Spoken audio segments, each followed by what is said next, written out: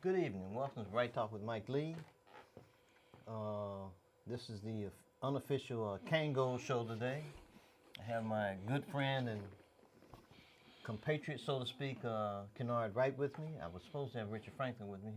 We were gonna have a real hold down. Maybe some other time though. But welcome to the show, Kennard, once again. Yeah, good evening, good evening. It's about your third or fourth trip to the show. Third or fourth trip. It's I like believe- 12th or 15th. 12, 15? Yeah, I did the first like 5 or 8 shows. You forgot me. You forgot me already. I love you though. You all right? I had to. Anyway, topics. I like to talk politics, and Kennard is actually one of the brightest people that I know, and he has some very interesting views. Sometimes they differ from mine in terms politically, but he's coming around. Oh, really? But he's coming around. Oh my. He's coming around. Oh my. But welcome. Yes, sir. I guess you see, I got mine. I voted already. I'm voting tomorrow. So anyway, I didn't see Putin at the polls. you might have seen the Chinese somewhere stealing technology, but anyway. No, I figured Putin was inside the computer that does the counting. Because the Russians did everything, right? Yeah, that's Rasputin because that was he was What a do you writer. think about this mass exodus that's coming our way? I think that a lot of things that happen in the world are prescribed or controlled or contrived. In other words, that there's somebody or some group or some person. People don't just organically, just 5,000, 10,000 people just get up and start walking. From what I know, at least, there's no mass movement of political activity in Honduras or Guatemala to people are rising up and marching against their country, but for some reason, somebody has compelled them or reminded them, paid them or something to get up and move. It's curious, at a minimum, that it's happening right before an election in the United States. So, but... They got to get it by 2020, man. Get some of that Soros money. It could be... Get pre-registered. It could be Soros or it could be anybody, but all I know is it's just curious is that people will get up to march to the U.S., but they won't get up to march to, change the country. They'll march through Mexico, but they won't march to the capital, Guatemala, El Salvador, or Honduras, to make sure that they demand a government. So if you don't demand your government treat you right, then why are you marching to the United States? I just left the trailer park show this evening, and Ken Thompson, you know Ken. I'm sure you know Ken Thompson. Yeah, I know Kenny pretty well. Ken was saying that because we've exported arms and weapons to various countries, he suggested that because we've done some bad things to those countries, that somehow they're entitled or we're somehow responsible for them coming here. That is something. Well, it's a populist view which would fit into a general narrative. In other words, Kenny, with respect, Kenny, is obviously intelligent enough to know history, but people will take different views on history. If that's the case, then why aren't the Nicaraguans marching up? Because we kind of meddled in there for a long time. Big time. If that's the case, then where are these? Where are the people from Cuba running over on the boats or whatever? So I think what he does, what I think people would do in general in politics, and the left is doing it maybe a little bit more than the right, which is you take a little bit of truth, you mix it with a lot of poo, and you just sling it until hope that people believe it. And hope it sticks. Because in essence, he's saying it's our responsibility. Yes, we have done that, but when you say that, let's flip that and say, well, what if the Russians have done? What if the Chinese have done? What if those people do to repress their own governments? No, the United States is not absolved of responsibility, but I can't remember any coup that in the last 30, 40, 50 years we've done in Guatemala, Honduras.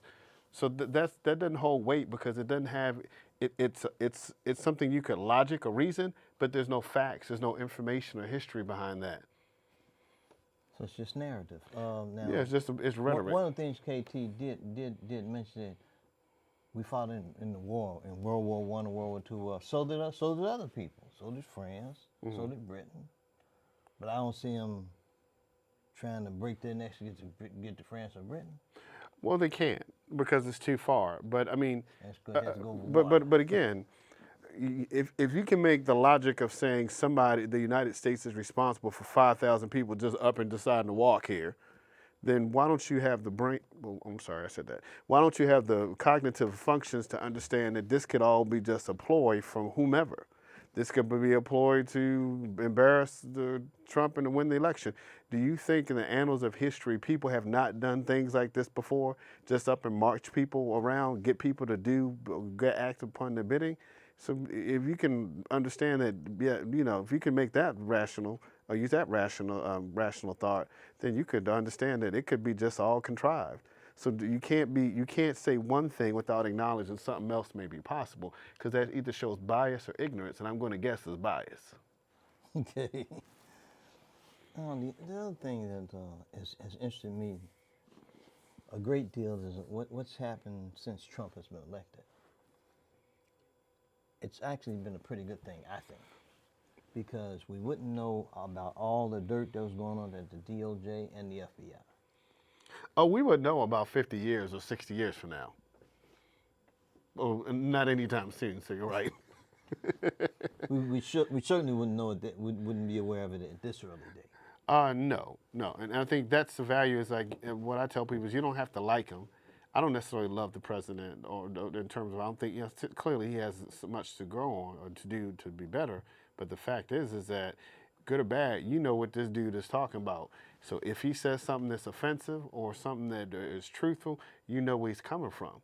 And that's the value is that you may not like him, but at least you know you can trust that he will actually say what he thinks and will not necessarily filter it. That's the value in his personality, is that you know what he's thinking.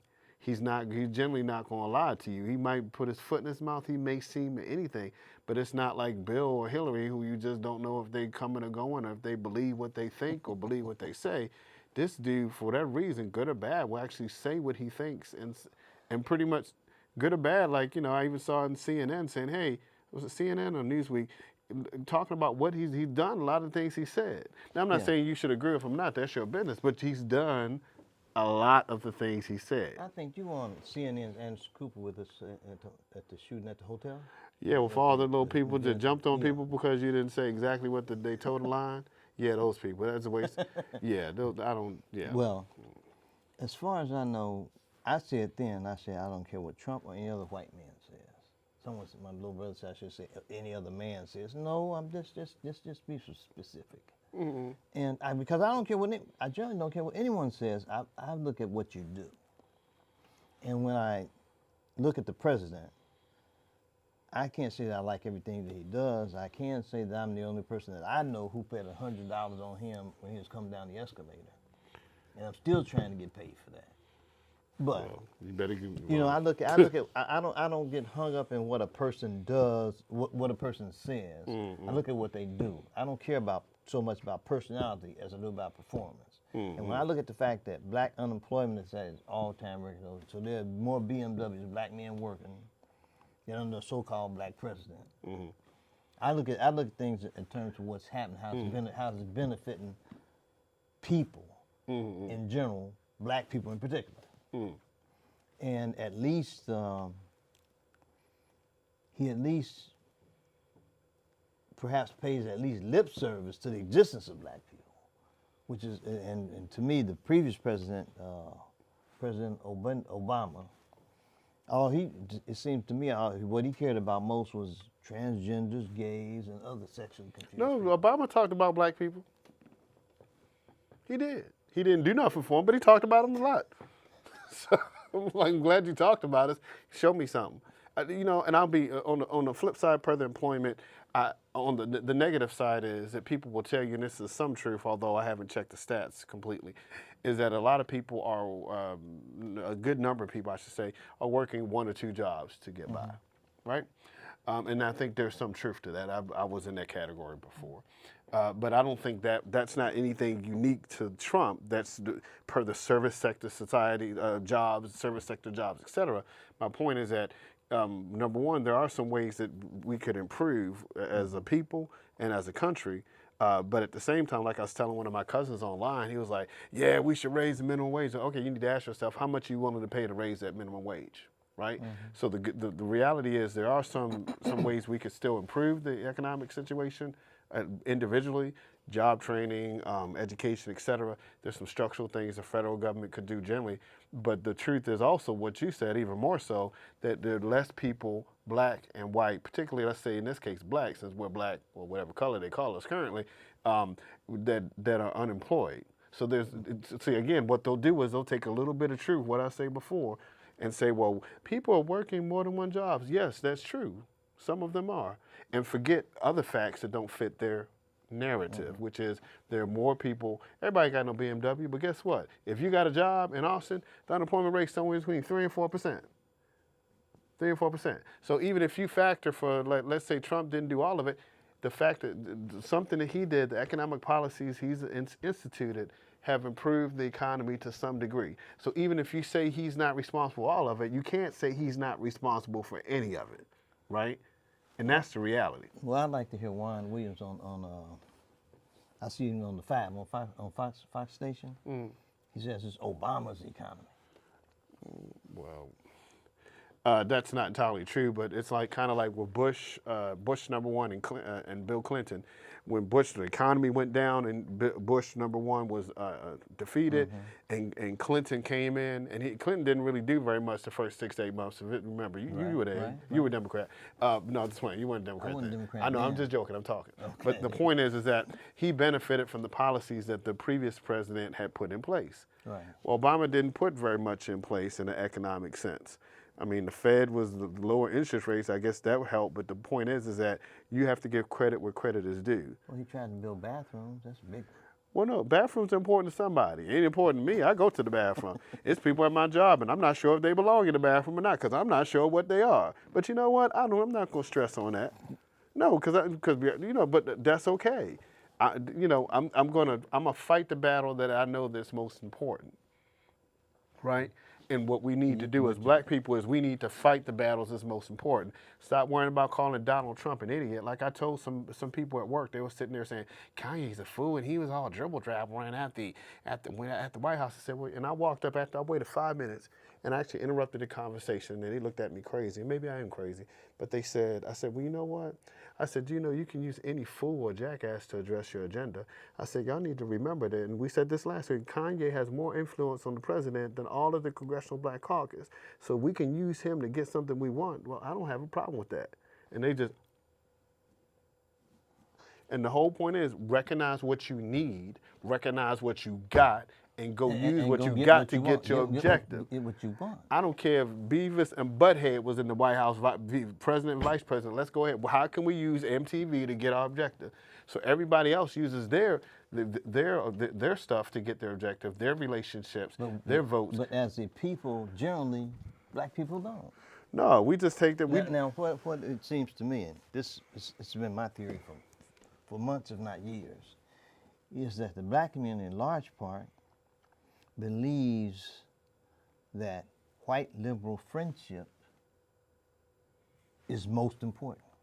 I believe that it's more important than the concept of God. Otherwise, why would they vote the way they vote?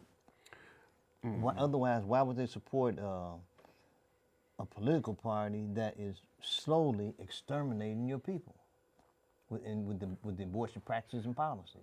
It makes no sense to me. And it's as though the black community generally abandons all common sense and even pursues of common interests for friendship or affection. No, they're pursuing a common interest that does not necessarily relate or benefit our community.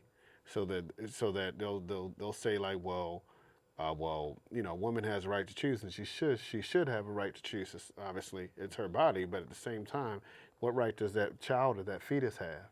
Fetal rights. What child does it have? Like I said to an associate of mine who had an abortion recently, I was like, well, it's not convenient for my life. Well, and it's not good for me and the baby. I said, well, does me and my son? I said, well, does that baby have any rights? She ain't say nothing. But see, on the flip side, when she went and had that abortion, I said, well, you know what? You need to let God handle that. God is the one that can forgive you. So the point of it is that people will go to what fits their current situation and not be thinking beyond in terms of their values or thinking beyond what benefits the community. Maybe everybody doesn't know Margaret Sanger's history. That's okay. But you know what? you know, you need to understand the things that's going to benefit your family and your community. And you shouldn't need a history book. You shouldn't look to the Democratic or Republican Party when people do not teach their children. When the children are ignorant, they'll believe anything. They'll believe anything. I mean, and so there's a young girl at work, and she's like, well, I believe that people that don't support global warming are ignorant. I said, well, I guess I'm ignorant then. I said, the earth operates in cycles. What did she learn? She's 21, 23 or something. She learned that in school. Somebody told her that. They tell people things, and that's why they keep us on the plantation or whatever you call us, because we're not willing to think for ourselves. Just like you said with our friend, our colleague, Kenny. Oh, well, that's our fault. Oh, come on. You going to give me that? Give me some real information. Don't give me no bull job, because we're willing to buy into something that sounds good without assessing the credibility or any information behind it. Well, they care about us. No, they don't.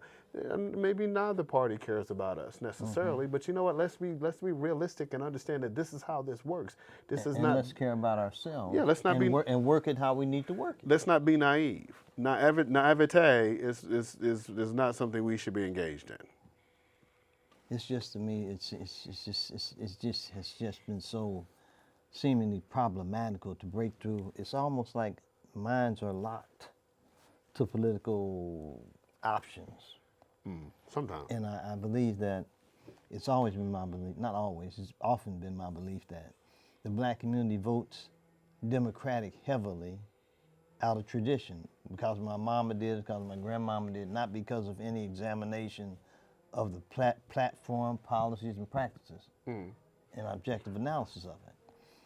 And I further believe that they failed to recognize the hypocrisy that is right before them. I see they say, right to life, life, liberty, and pursuit. They love to quote the Constitution, life, liberty, and pursuit of happiness. Except if that life is is an unborn child in the womb of a black mother, it's the most endangered life on the planet, probably. Well, yeah, people need to think beyond what they're taught. Most people will fall back upon their traditions or their education. That's why what kids learn in school and the teachers, I know some really good teachers, but guess what? Most of them are all left of center. I mean, they teach people and they can relate to you, but who does the hiring? Who hires these teachers? Who hires these people? The people that are influencing your children, or like I said to the cohort that had the abortion, well, I'm going to get tested. Well, why do you need an examination if they're doing it? Oh, they need to see what they do. Did they talk to you about, keeping the baby? Well, they said it was my choice. So the whole point is the information that you're given, if you do not check it in your heart or in your spirit or in your mind with facts, you may fall prey to it. And if you fall prey to it like, oh, well, the Democrats passed the Voting Rights Act. Yeah, that was bipartisan. Fool, did you check the votes? Oh, well, all the Dixiecrats became Republicans. That might not be true either. Just check your stuff. Oh, you ain't got to, I ain't saying believe me. It's like reading the Bible. You ain't got to believe what I say. Go read for yourself. Have that relationship yourself. But I will say one thing different than what you said, and I should be mad at you for not saying this, is that there are some group of people, maybe not a large number yet, that are saying, you know what? I'm not going to believe stuff just because you don't like it, just because you tell me they don't like me. You know what? Or people that say, like a relative of mine, Trump is right about immigration. I'm sitting there looking at her like when she first told me that, she used to talk bad about the dude when he was running. And I never told her necessarily which way to vote. I just told her to think critically, and I didn't say it that much. Now she supports him. She's talking to other people. So the point is, not that you should vote one way or another. To be honest, your voting should be consistent with your values. If you believe in a strong defense or whatever, you vote Republican. If you believe in the Word of God, I have people even at work or in the community that disagree, then you can't necessarily vote Democrat because it doesn't line up as well with Scripture in terms of abortion, in terms of all the letters and the acronyms and stuff or whatever. It doesn't mean you dislike anybody. It just means you love the people you're around, but you stand up for what you believe. And if you believe in the Word of God or the Word of Buddha or whoever, your vote should be consistent with that. And what we do is, even though there's a number of people that are stepping away or what I forget what they try to call that movement. All these little movement names, I don't try to keep track of them. But the fact is there are people that are willing to think more critically and willing to say, I'm just not buying it because you told me you did something for me in the '60s. It's 2018. What you talking about 1965? When I was perhaps a bit more active as an outreach operative in Travis County, one of the things I was on the Texas Asian Republican Assembly Board of Directors, and I noticed that the Asian community is doing quite well, and because it seems to me that they embrace more of the American values of God, family, country, things like that, and education and achievement. And these are things that, by and large, unfortunately, it seems that in the black community, we've gotten away from. We've gone to being rappers and things like that, instead of focusing on academic matters per se. And I think that development is sad on the one hand, and it'll have its consequences on the other. I don't know that they'll be that positive, especially since education institutions seem to be they seem to indoctrinate more than educate. They don't seem to be teaching people to critically think and analyze for themselves. It more feeds them a line. They're breeding and they're raising and breeding socialists, really. Someone who thinks they should be taken care of. And let's see, how's that worked out in history? Not really that good. And you know, being 1/4 Asian, I have a bit of authority in that subject. No, I'm being facetious. I mean, I am 1/4 Asian, but it doesn't matter. But I think that the issue is not always the fact that they take to American values better or worse. I think some of the issue with the Asian community and even some of the Muslim communities as well, if you be honest, is that they still, it's like I had a t-shirt in college that said, each one teach one for a positive African American. So like you would try to help somebody. You know, you try to drop knowledge into the other black people around you, to your kids or your nieces and nephews. Now, and I think we've become very much, in a negative way, adopted that individualistic American aspect where 1 to 2 generations ago, it was all for one and one for all. So I don't know if the Asians are necessarily grasping any aspect of an American ethos or whatever better, except that they're still working together as a collective, whereas we're like, I got mine, I'm gone, son. No, you ain't gone. You need to help somebody. If you got out, you need to help somebody somewhere, even if it's just, you know, just a little bit, you know. So that's what I think is like, hey, you know, they tend to stress academics, but I think it's really that they have a mentality. They're going to bring everybody over. Right, they're going to help grandma. They're going to help the kids. It's what we did for hundreds of years, which was it's a family affair. I'm not talking Sly and the Family Stone. It's a family affair for the black community, and now it's a me affair. It's a mine. It's what I got. I think that now what you said reminded me of something from my Pee Wee basketball team. Before the game, we saw you put your hands in the middle. Everybody put their hand in. Yeah. You put your hand. You say, all for one, one for all for Lincoln Heights. That's what we just say. That was the saying. And Lincoln Heights was the name of the city I was from, the community I was from. So it's all for one, one for all, and all for the community. And we've gotten away from, that's almost African origin from what I believe. Yeah, it is. It's a communal. About being communal. Minus the tribalism. And we've. Oh no, we do that too. Sorry. And we've gotten so hung up in Caucasian individualism that we've forgotten community, ourself, our brother, our family. It's like we're lost as a people. Yeah, we're lost, but that's not anything that we can, as an individual, collectively get back. It's like you don't need society to tell you to care about your children. You don't need society to tell you that, you know, you take care of your children, that you're responsible for your wife, that you're responsible for your community. Are we wayward a little bit? Yeah. But you know what?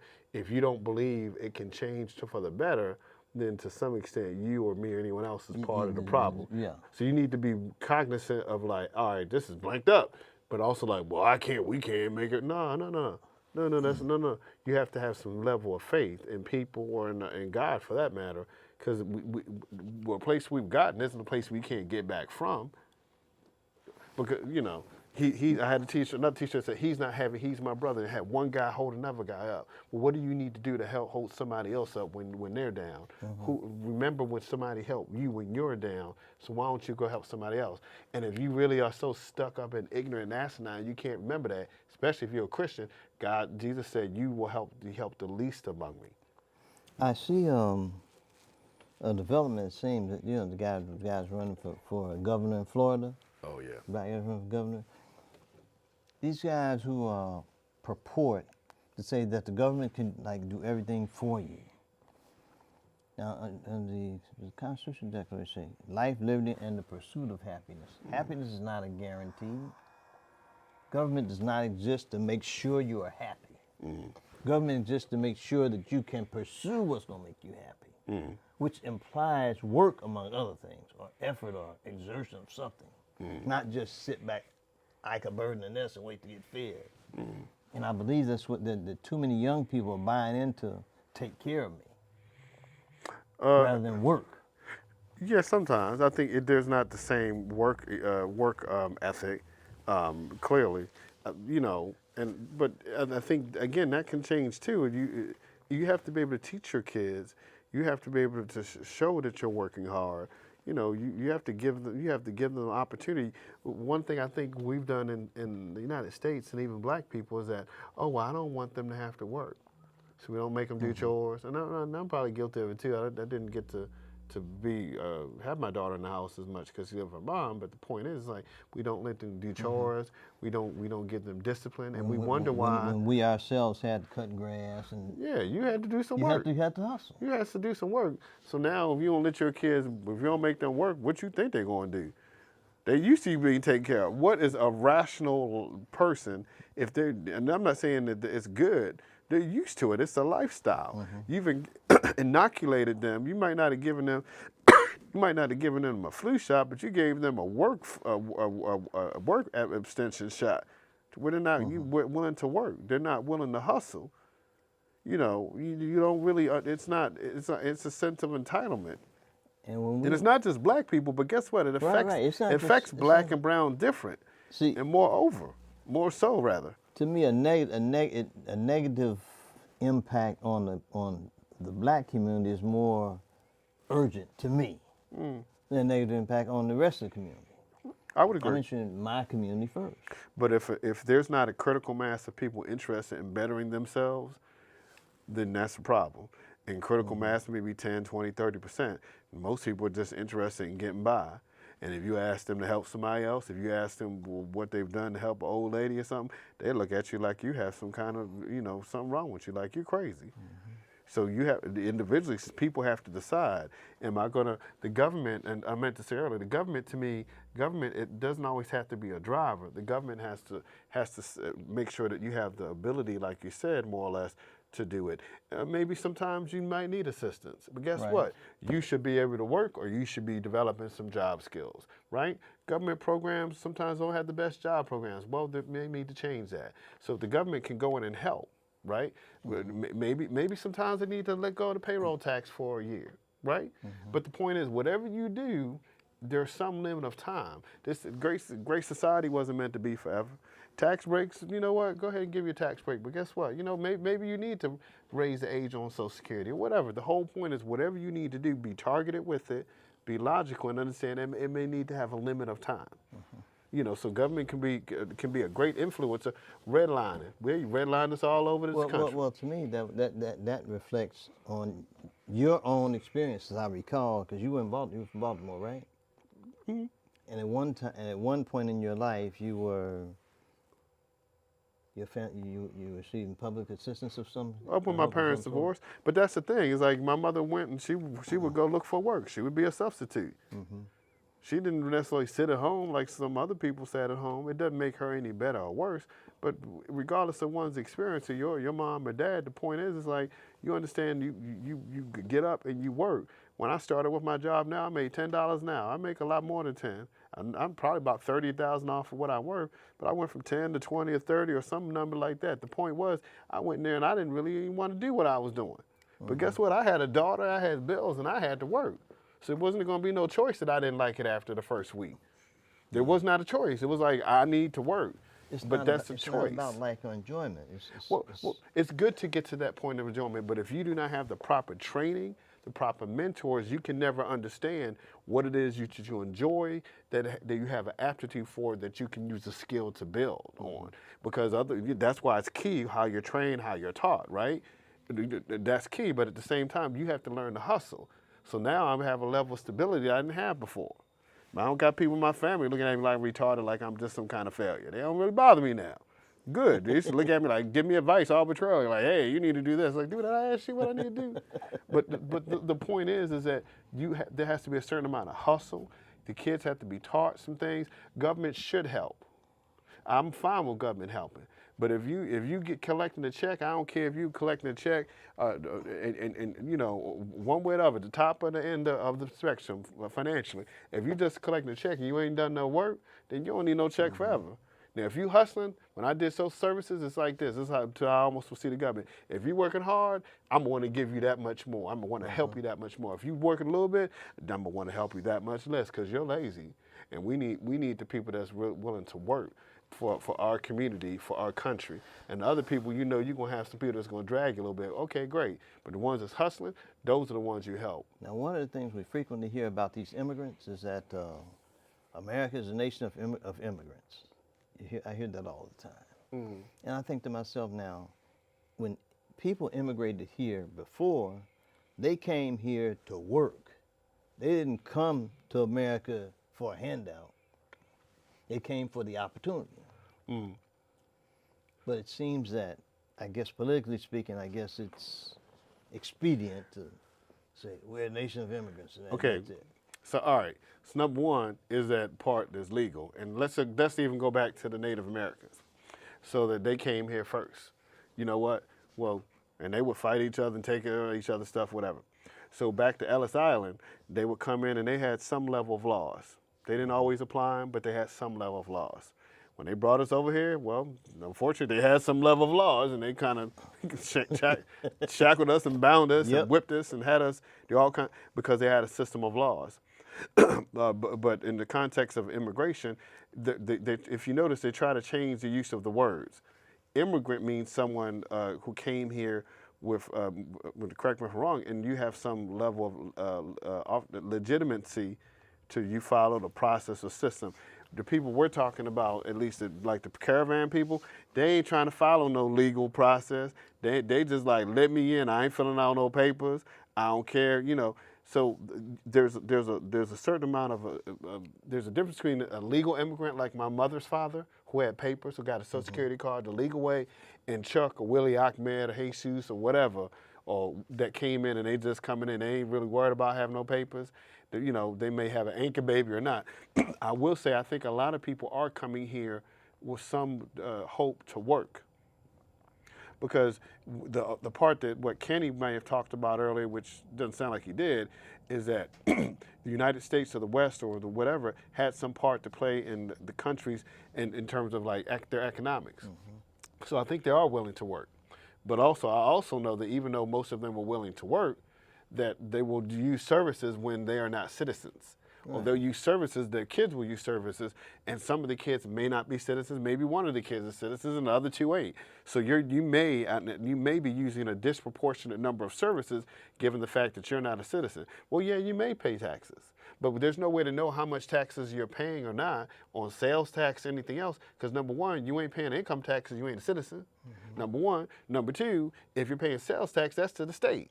And number three, there's no way to calculate it. So I'm just saying that they are willing to work oftentimes, but they may be utilizing services more so than what they're putting in. There's no way to give you, people give you estimates, but if you look at public policy, everybody gives you an estimate. Don't nobody know the real number. They just basing it off of projection. They don't know no number. If you think they really know a number, you're crazy. So I understand they're all trying to hustle, but guess what? And here's the part that if people like our colleague were smart, I guess that's bad to say, but if they were wise, they would say, you know what, United States, I know you may have done wrong before. What can you do to encourage these countries to stabilize, to treat their people right, to get them to respect the rights of the people, to not steal from the people, so the people will feel free enough to know that they don't have to go look in another country for work. Now, see, if they're smart, but when you do that, that's going to call them on something and say, hey, these people can stay here if their country takes care of them right. But we're willing to say it's our fault. No, maybe we did play a part. But guess what? Unless you're a citizen of the United States of America, whatever country you're from, that's their responsibility. And if you're smart, you say, you know what can we do to encourage countries to be responsible, to provide public services, to not steal from their people?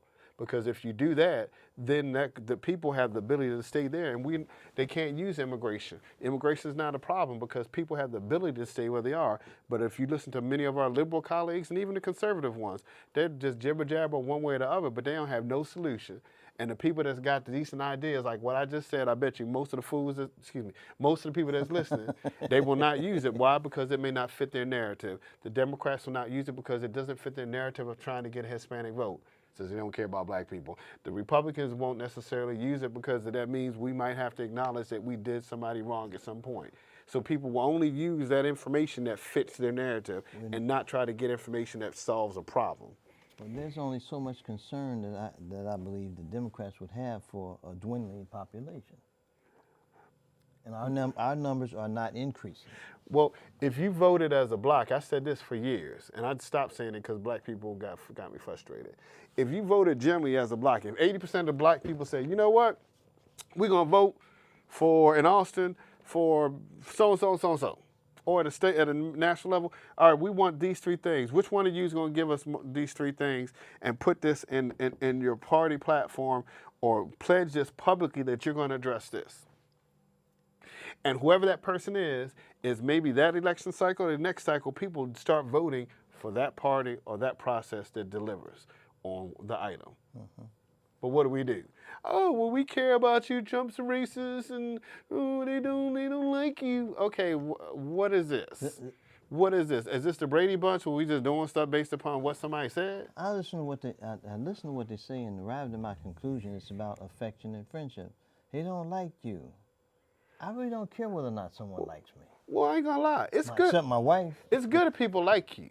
That's nice. But the reality is whether or not they like you, you can tell me you like somebody. Like I was listening to people work, there's like, oh, Beto cares about police and Cruz doesn't. I said, okay, you did number one. Did you realize that neither one of them can do very much directly to affect the police department in your local area? Number one. Nothing. But number two, don't tell me something.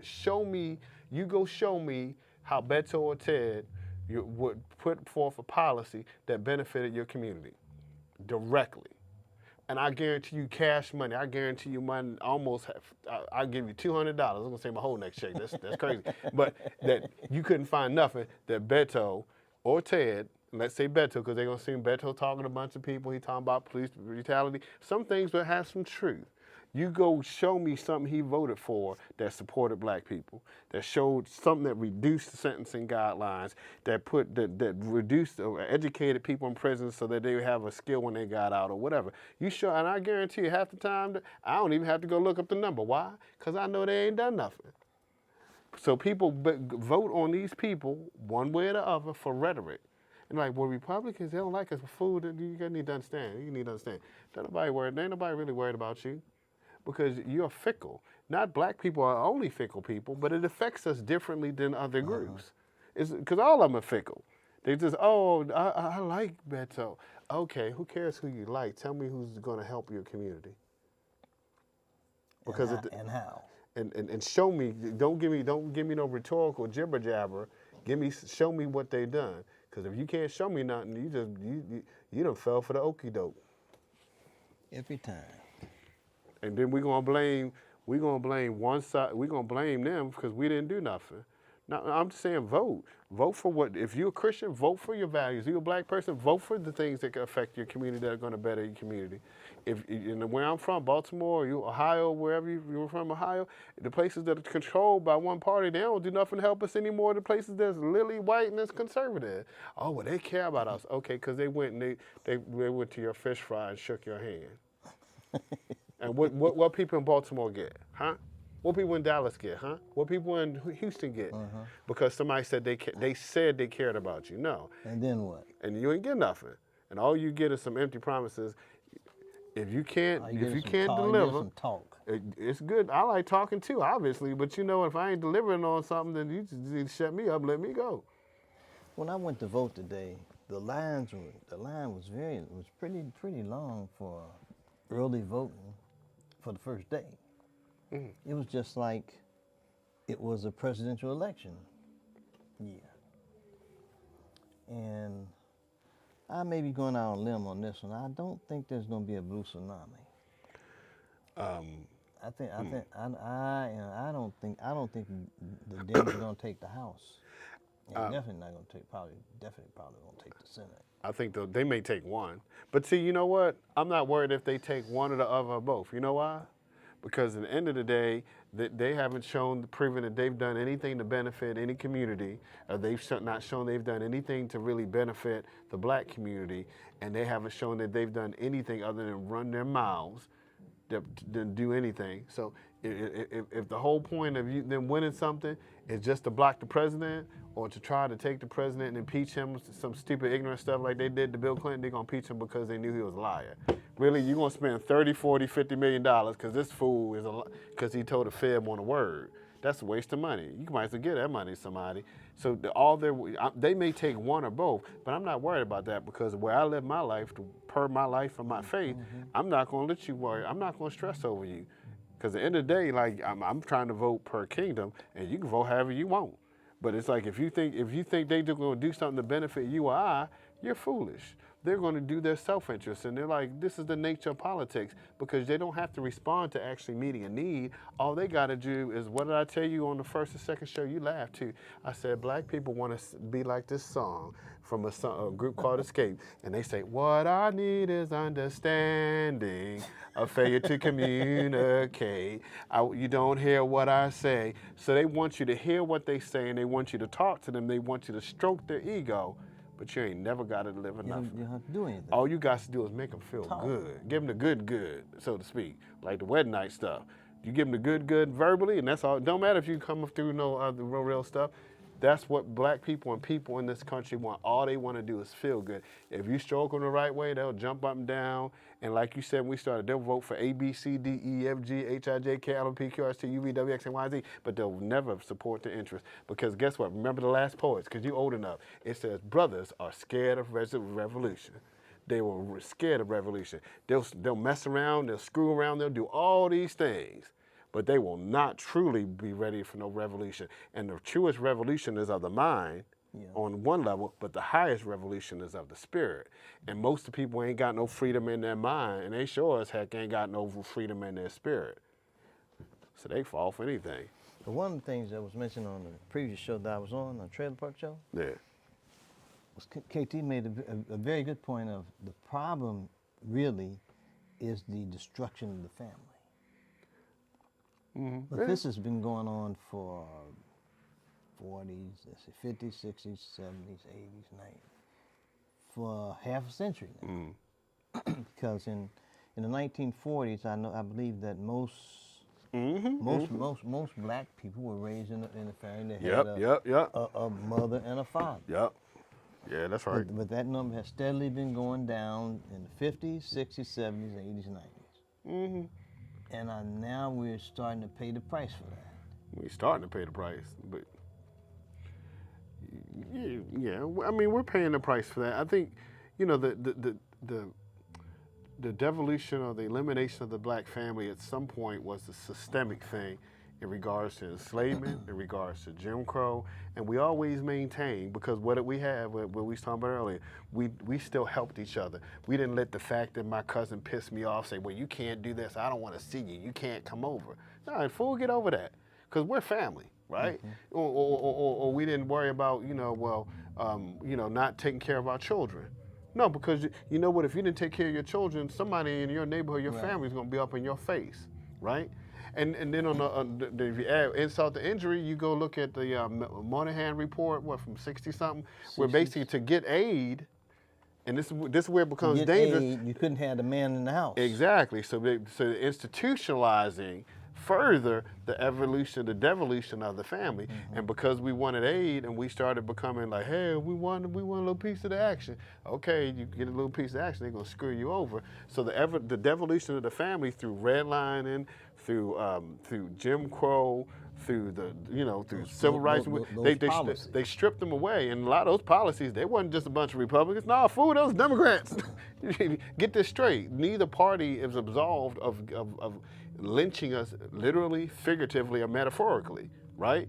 But now we just subscribe to the things like that defeat us. Like, oh well, I believe I support abortion. Well, okay. Well, nobody wouldn't assault it. You just decided you was going to do something. You should have known what you was doing.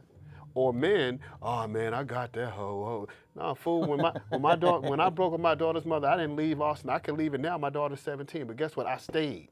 I never left. When my family was like, oh, go ahead and leave, come over here. I know you're having a hard time. Oh, no, the hell with that. I'm raising my kid as much as I can. You lost your damn mind. I ain't going nowhere. But the point, not that I'm perfect, because I'm completely imperfect, but I knew that I had a responsibility. And therefore, I was not going to leave until my responsibility was met. And the devolution of the family, there's society redlining all these policies, but guess what? At some point, we acquiesce to some of that. Not all of it, maybe not all of it, but it's our responsibility. And if government says, screw you, I don't care about you, I ain't gonna help you, no, you need to care about yourself. You have to help you. You have to care about you. And helping yourself may mean you take that old lady to the poll or get her license, maybe that means you give them some money. I can't tell you how many times I've just given somebody some money just because they need it. I don't want it back. My pastor told me you should give it and not expect it back. Your reward comes from the Lord, and if you can't afford to give it, you shouldn't expect it back. But the point of it is that, hey, how can I help you? How can I be of service?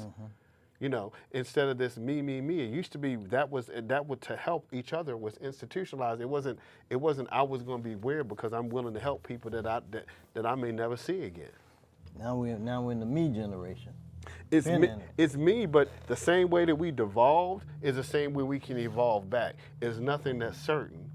It's not certain. Again, like I said earlier, if you don't have hope that things can change, I don't give a frig about Jesse Jackson, keep hope alive, but guess what? The fool has some little bit of truth. Oh, I'm sorry, I called Jesse Jackson the fool. I sure did. But the point of it is that you keep the hope alive. That hope comes from within you. That moral sense comes from within you. You should not look to government or left or right to have any sense of morality and care for your people. That should be internal. My mother, my father, the people in my community, when my parents broke up, there was 2 black people, my best friend's parents, who would give me food or let me work for them sometime, right? Because they knew my parents, they went to school, they didn't have to help me like that, but they did. So they benefited me, and by benefiting me, keep me stable, help me, I could be there for my sister or brother, whatever. So all 2 people who did not have no relation to me helped me. Nowadays, these fools, if you try to help somebody, I can't help them, I can't. Well, fool, you done forgot your daggone history. You are part of the problem. Yeah, we've forgotten who we are and where we're from. We're from a people that survived slavery, Jim Crow, still trying to survive the Great Society, and it's like it's almost as though we're lost, or we do things against our interests that don't promote our interests. When I talk to my friends and family, most of my friends and family are Democrats, as you might expect. But they, and most of them are well educated, but they don't. I know one of them I'm thinking about my little brother right now. He in particular, a couple of months ago, he was going through a little agnostic, atheist kind of thing. But then I started thinking, well, he's gone to college. He went to college later when he was in the military. So he's been in the indoctrination machine, and I remember when he was retiring from the military, he was saying something about he wasn't comfortable serving because it didn't agree with his thinking or philosophy or something. Now, that's something that happened when he was in college. I'm not sure that he was aware that it was happening, but that was ultimately what he told me. And I see him now. When I speak to him now, most guys who graduate from most guys who retire from the military are more conservative than he is. But he has that liberal coffee flowing all through his veins. Trump is dumb. He's a racist. He's a this. He's a that. The whole prescription. And those are fair questions, but you have to ask yourself another side. What is the other side? Are they any better?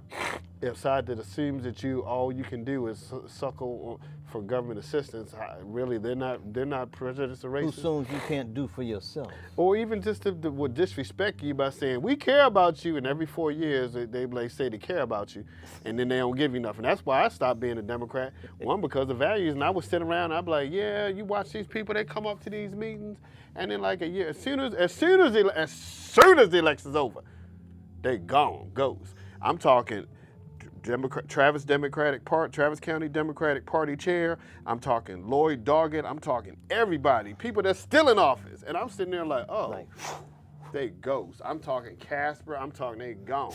The ghost been banished to the other side, sent back to the whole point of admonishing or kind of joking about it is just to say that if you think that these people care about us, you've been sold some stuff up the river. We've survived even things you didn't mention. Because guess who sold the black people to the Arabs? Black people, Africans. Who sold the black Africans to the white man? The Africans. We'd have survived selling ourselves to other people. So the fact that we made it through 300-400 years, that's a testament to who and what we are, right?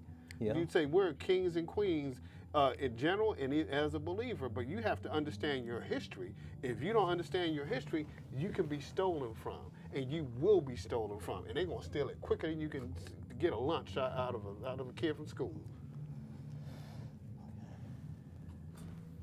People have to care. You have to care. It's like remember one of our current county commissioners said to me at a meeting, well, so-and-so, so-and-so. I said, well, why do our black leaders only seem to do things that benefit themselves? He said, well, they have families. I said, well, so-and-so, if I was worried about my family, I'm making $10 an hour working as a temporary with the city of Austin, so I shouldn't be here because it's not benefiting my family, huh? This is an elected official, someone who has connections, and they give you a bunch of malarkey. And this is how they feed us. This is the stuff, this crap that they feed us, and we wonder why stuff is so messed up in our community. It's not always a white man's fault. And I don't have no problem with saying white man does bad things, but guess what? We survived a whole lot of that. Now suddenly we can't survive nothing because the white man did us wrong. We survived. They would have us have sex with our mothers. They would cut us up and do all kinds of things through enslavement. And now suddenly, because we don't like Trump, we can't do nothing. Because Obama did something, we can't do nothing. Because we lost Congress, we can't do nothing. Like, where the hell did you come from? You came from a different part of Africa, the lazy, ignorant, asinine person that does not know the history and has been stolen from. Vote whoever you want to vote for, but understand, if you don't care about you, if you don't look out for your interests, what do you think they're going to do? Nothing. Sorry. Vote for me in 2020. You going to run for something? I had no idea. I always told you were a running type. I would like to, but you know what? You shouldn't be running to help better yourself. You should be running to help other people. Right. And if I don't never run for nothing, I'm only going to run if God tells me, instead of all these dumbasses, excuse my language, who are running because they just want to. And I used to be dumb like that too. You just want to go, you're going to stand in line. No, you don't stand in line. You do what your faith tells you. And you don't worry about these other people. I don't worry about nobody that's listening, because you need to do what's right. And when you die, you're going to pay account for what you did. So why don't you do what's right instead of what's expedient? Well, that's what it's about, trying to do what's right.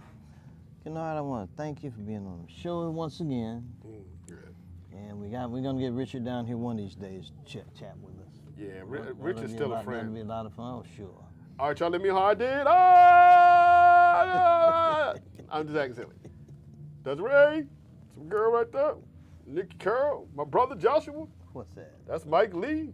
Look at him. I know, right? Number one. Represent. See y'all later. I'm going to get me a lamb shawarma wrap at the Halal Brothers. I ain't Muslim, but I can eat food anyway. Love y'all. Bye. Tell me how it was.